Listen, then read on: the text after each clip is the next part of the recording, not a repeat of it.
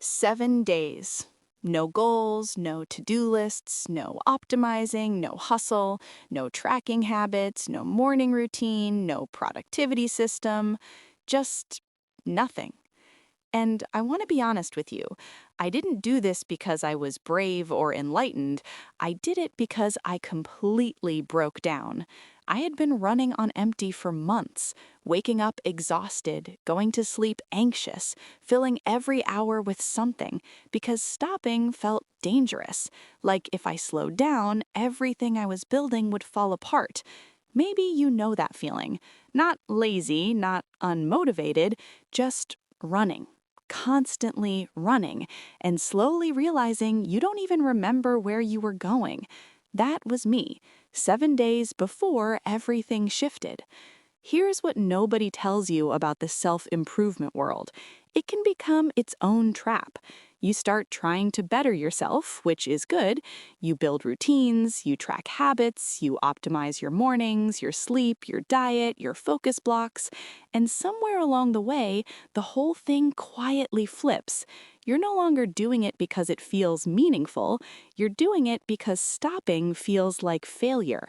Every unproductive hour becomes evidence that you're not disciplined enough. Every missed habit becomes a small act of self-betrayal. And rest, actual rest, starts feeling like something you have to earn. That's not self-improvement anymore. That's self-punishment wearing a motivational poster. And the worst part? You can't see it while you're in it. You just feel tired all the time, slightly irritable, and weirdly numb to the things that used to excite you. That's burnout, and it doesn't look like collapse.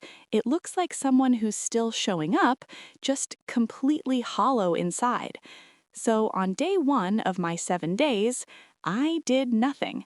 I woke up, I didn't check my phone first thing, I didn't write a list, I sat with a cup of tea and just existed. And it felt terrible. My mind was racing, the guilt was immediate, the internal voice started listing everything I should be doing, everything I was falling behind on, every person who was grinding while I was sitting still. But here's the part most people miss. That voice, the one screaming at you to be productive, isn't discipline, it's anxiety. And for months, I had been mistaking one for the other.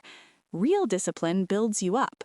What I had been running on was fear. Fear of falling behind, fear of being lazy, fear that if I stopped moving, I'd somehow disappear. That realization changed everything. Lesson 1. Your brain cannot perform without real rest. By day 3, something unexpected happened. Ideas started coming back. Not forced ideas, genuine ones. The kind that arrive quietly when you're not desperately chasing them. A creative thought while washing dishes, a solution to a problem I'd been stuck on for weeks, appearing out of nowhere while I was just walking. Neuroscience actually explains this. Your brain has what's called a default mode network, a state it enters during rest where it processes experiences, makes connections, and generates insight. When you fill every moment with input and tasks, you shut that network off completely. You're not thinking more by staying busy, you're thinking less. And the moments of genuine creativity, clarity, and problem solving you're missing, they live in the silence you keep avoiding. Lesson 2. Exhaustion has been disguising itself as laziness. Here's something that hit me hard on day 4. I had been calling myself lazy for months, weak, undisciplined. Every time I couldn't focus, couldn't start, couldn't maintain energy, I blamed my character. But it wasn't my character, it was my nervous system screaming for recovery. An athlete who trains through injury doesn't build strength, they break down. Your mind works exactly the same way.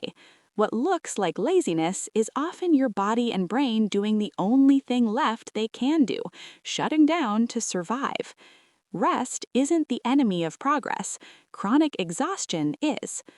Lesson 3. You don't know what you actually want when you never stop. This one surprised me the most. By day 5, without the noise of goals and systems and optimization, I started noticing what I actually enjoyed, what I was genuinely drawn to, not what I thought I should want, not what looked impressive, what actually made me feel alive. When every moment is structured and optimized, you're always chasing a plan. You never stop long enough to ask if the plan is even yours. Silence is where you find that answer. Lesson 4.